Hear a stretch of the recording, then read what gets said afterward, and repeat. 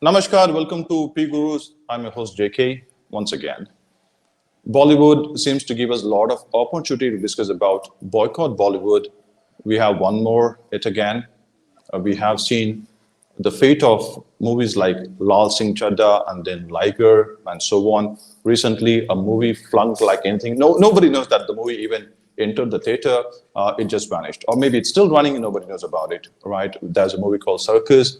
And the hero's wife is acting in another movie, and she has been seen in the recent concluded FIFA ceremony, final ceremony, and she was with the 𝙒𝙧𝙤𝙤𝙤𝙤 gang when all anti-CAA protest was going on.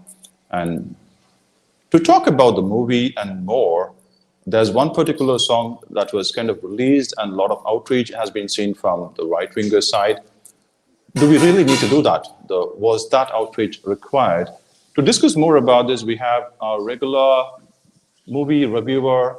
I shouldn't be saying that, but he has become one. But rather than that, he's known for his book, Twisted Thread. I'm really happy to have Kans with us. Namaskar, Kans. Namaskar, JK. Always a pleasure to be with you. Thank you very much. I guess I've been chasing you. I know you've been busy with a lot of things, traveling all over India, rather. And you kind of took some time for us. Thank you once again for that. Just coming back to this movie, the movie is named Pathan, and we have King Khan against Deepika Padukone, who was seen in 𝙒𝙧𝙤𝙤𝙤 gang's anti-CAA protest. What do you make of that?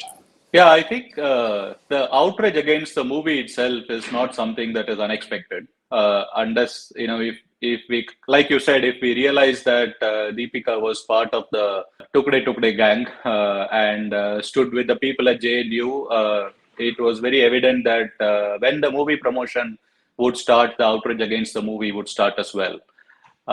What was surprising is the direction that outrage took in terms of the color of her bikini, which was okay, as long as that outrage was contained within the social media.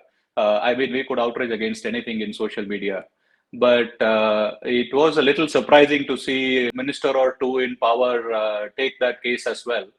And I was thinking that maybe that kind of dilutes this entire movement that is going on against Bollywood, people questioning Bollywood in terms of the stance that it takes, especially against Hindu cultures and traditions.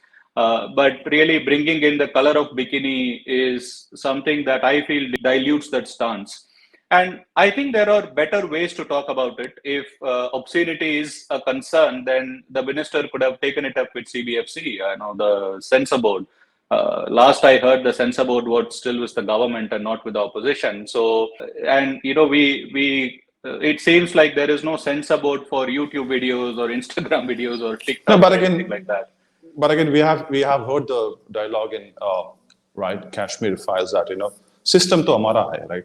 No, the government can be yours, but the system is still ours. Do you think it's still the case, or you think the CBFC could have done a better job? Because this being a trailer, this being a song, Yeah, I mean, I think it's just lack of processes. Like the movie posters that used to come out 20, 30 years ago, they didn't have a censor board certification, right? I mean, you could see anything anywhere. And I do agree that, system hamara hai is still how it goes. If you look at how bureaucracy works, for example, it's very evident. But my point is that a minister of power shouldn't be sounding helpless that, system inka hai, to hum kuch nahi kar sakte. So let the social media manage the outrage and let people in power show that they can be in power. No, very true. But in fact, the whole outrage, we know, I guess we want boycott. We want to boycott Bollywood for sure. We want movies like, Circus or even Liger or even 𝙒𝙗𝙤𝙤𝙤 that actually have an agenda to play with. And it kind of utilizes the emotions of people and try to make money out of that. We have problem with that, that's for sure. Now, taking Hindu outrage for a ride is not, we want the movie industry to delve upon, or rather they want us to be taken seriously, right? But the Pathan movie, right? We know King Kong has given a couple of flops. Before this, the last one I believe was in 2018 or 19 before COVID. And we also not know that his son, right, was kind of held in the quagmire of drugs. He was in jail for a few days. We know all the things happening. We had a couple of cases in murder cases that being investigated. A lot of things going on in Bollywood, and looks like Bollywood is getting cleaned up. And then comes this movie, this song, and people kind of barking on the wrong tree. A lot of things happening. What do you think that Pathan can offer, or do you think it's going to be another flop for Shah Rukh? I'm not sure, but interestingly, until you brought up the point about his son, I didn't even remember that thing had happened, which still shows the power that media narrative holds in terms of what information actually reaches to us. And this is actually quite something to follow up with Shah Rukh Khan himself, who has actually been no stranger to controversy, but it's very difficult to really look at or get details about what has happened. And in fact, as a part of all this outrage, this could have been one of the points as well, which is that question Shah Rukh Khan about things that he had done or words that he has spoken. There are videos that are going viral right now on social media about his stance on Pakistan. Somebody should talk about what was his team, Kolkata Knight Riders, the first version of it, the people that he had selected. There are a lot of things that one can talk about him as well, but certainly this all gets buried. But coming to Pathan, it's very difficult to say. It's part of what Yash Raj Films calls as the spy universe. I think it's number 4 or 5 of that franchise. I think they are modeling it behind the MCU. So while that is the case, if you really look at the trailer, it seems to be like a typical spy movie. It has doesn't seem to have anything new to offer. I mean, you see Shah Rukh Khan cavorting with Deepika, to me, it sounds like what Hrithik Roshan must be doing in those exotic locales and 6-packs or 8-packs. I don't know, maybe due to inflation, 6-packs have become 8-packs now, but I didn't see anything new at all.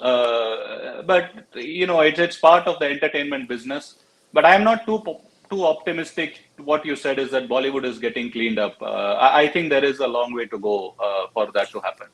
But again, we have seen Deepika in another movie. It's a Hollywood movie, 𝙤𝙧𝙤𝙤. But she has done the same thing with Vin Diesel, right? I guess people have seen that movie. But why Pathan? Why target Pathan? You mean why target Pathan? I think there are multiple reasons. Like you said, one of the first is her stance at JNU itself. Second is, I think there has been a concerted movement against Bollywood. It was started from the social media, but if you look at certain news or rumors that the directors and the producer is trying to actually make some changes to the song, it also means that there is something which is happening in the real world. Bollywood seems to be at least a little afraid in terms of what is happening to their investment. So I have a feeling that most movies that are going to come out of any stable are going to be opposed, boycotted. Now, as I said in one of our first talks, I would really be interested to see a well-made movie in Bollywood being boycotted and see what is the impact of that. Then we'll come to know whether the boycotts work really or their impact on the overall movie industry is lesser than we expect.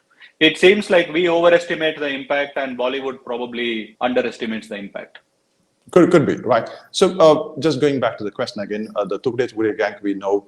We also have seen Deepika in the recent concluded FIFA. We know that the country kind of where that event happened wanted India to apologize for a statement made by a party member, right, a ruling party member, and we know what and all happened.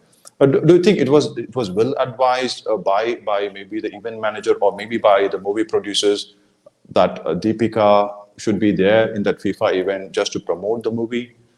But no, I get the pride takes for a ride, isn't it? I think if you're asking whether it was a good move on Deepika's part, given the fact that Qatar had criticized the government of India against something that was spoken by a party spokesperson, I think you're expecting too much from Bollywood. I don't think they even have that level of questioning or introspection to think about it. It must have been a very quick decision of Deepika to go to Qatar. I don't think anybody cares about what Qatar has said to the government. And for that matter, I would rather question the government itself in terms of what they have done there. I mean, it's Bollywood hypocrisy. I mean, there are levels of hypocrisy, and Bollywood is at the peak. Okay, so I don't doubt at all that this would have been a very conscious decision, and no introspection behind it. Right. We know that there's a recent movie that became very, very popular all over India, Kantara. And when the director was asked, who would you prefer to act in his role if it is made in Hindi, he said, there is absolutely no one, right? I'm for sure not shocked with the statement, because we know that it really requires somebody to understand maybe the kind of the land, or maybe the way the festivals happens, how this country, the belief system of the country works. I guess he's making a point that nobody in Bollywood can even think about doing such roles. What do you think? Oh, I absolutely agree. I mean, when was the last time you remember that there was something positive associated with Hindu tradition that was shown in any Hindi movie? I am not even talking about those 𝙒𝙗𝙤𝙤 𝙤𝙧 movies, where there would be a temple with Radha Krishna and then, people praying.